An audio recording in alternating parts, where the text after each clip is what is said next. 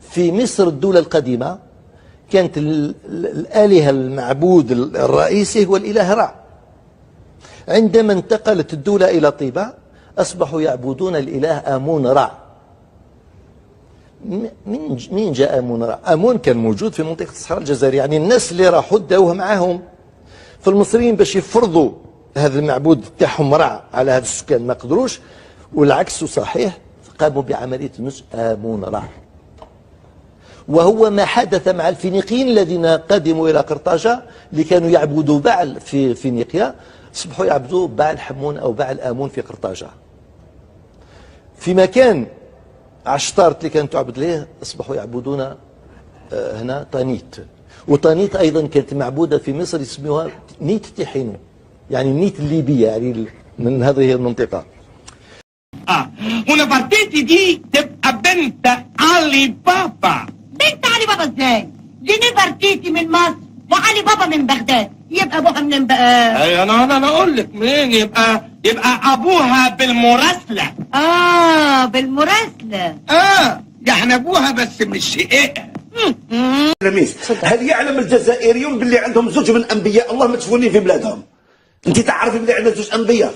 عندنا سيدي يوشع من جي في تلمسان، وعندنا النبي خالد بن سنان في بسكرة. هل تعلمون بأنه عندنا 300 صحابي وتابعي مدفونين في بلادنا؟ هم عندهم مكان يسموه وين كاين أهل الكهف، أو وين كاين يعني الباخر سيدنا نوح. سلام سلم على مخك البلالان يا بحر العلم يا ترعة المفهومية يا فيلسوف الحمير. بالله احنا اللي درنا الفتوحات. شكون اللي نشر الدين في اوروبا؟ احنا جزائريين. والله العظيم يا جدع، الجدع ده بيسمع حاجات غريبه عمال يقول لي ده صحيح يا جدع. هو انت قلت ايه انت، ولا عملت ايه انت، ولا انت قلت ايه، ولا عملوا لك ايه انت؟ قاعد يقول الكلام اللي احنا مش عارفين نقوله. اللي انت عملتها دي كده قولها كده، قولها انا عارفها، بس قول انا عارف انا البتاع دي كده. خورين بالله احنا اللي درنا الفتوحات. شكون اللي نشر الدين في اوروبا؟ احنا جزائريين.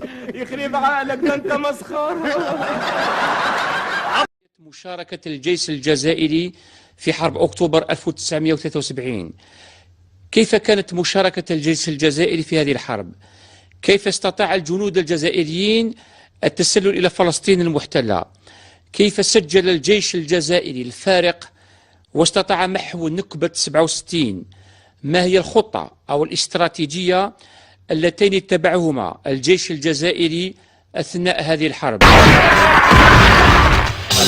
ملتقى الأبطال فيها زوايا 4 مشدودة الحكام، لها مجد قديم وتاريخ عظيم.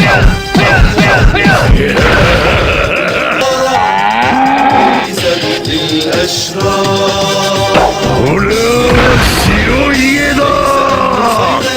أو يصيبه الغرور.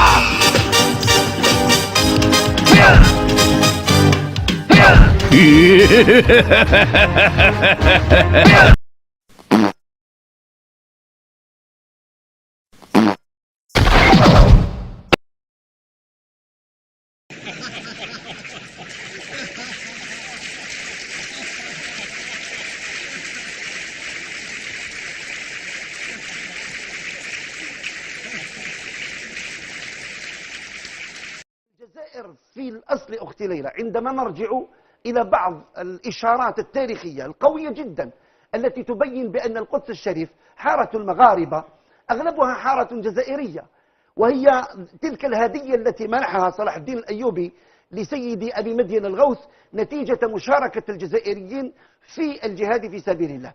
فوق كل هذا وذاك هنالك شارع في القدس الشريف اسمه باب الواد نسبة إلى باب الواد وهو تكريم لأولئك الشهداء الذين سقطوا. فأنني أحفظ شيئا واحدا، أن قطعة منا موجودة هناك، قطع منا موجودة مدفونة في القدس الشريف، وأن لنا الحق حتى في حائط المبكى. الله يرحمه الشيخ محفوظ نحناه قال: أتعلمون حائط المبكى من الذي بناه سيدي بومدين الغوث.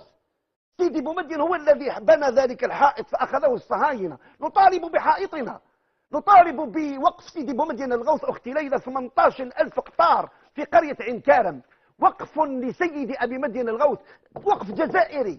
أتعلمين أختي ليلى بأن حجم الأوقاف في فلسطين التي أوقفها الجزائريون تعطي 300 إلى 400 مليون دولار سنويا؟ أتشرف بسيادتك؟ أنا رجب خميس، والدي يدعى خميس وهو الذي يسبق الجمعة. استقبلاني أبي وأمي الاثنين وأموت في حمام الثلاث. ربنا يكرمك ويجي عليك يوم الأربعاء. قول لي ليه؟ سوق الحمير يوم أهل الجزائر كلهم هم من أهل الجنة، لأن الشهيد يشفع في 70 رجل من أهله، والجزائر بها 1.5 مليون شهيد في ثورة التحرير. إذا كل واحد منهم يشفع في 70 هذه أكثر من 100 مليون. إذا الجزائريين يدخلوا الجنة كلهم ويزيدوا يدخلوا معاهم المغرب العربي. مش هو ده المنطق؟ هو المنطق ولا مش هو؟ يا متعلمة بتاعت المدارس، هو ولا مش هو؟ هو ولا مش هو؟ يسأله أي البلاد أحب إليك يا رسول الله بعد مكة والمدينة؟ قال الجزائر. ثم قال ماذا؟ قال الجزائر. ثم قال ماذا؟ قال الجزائر. انت تتكلم جد؟ لا حول ولا قوة الا بالله، والله ما اعرف غير منك دلوقتي يا ابو حميد.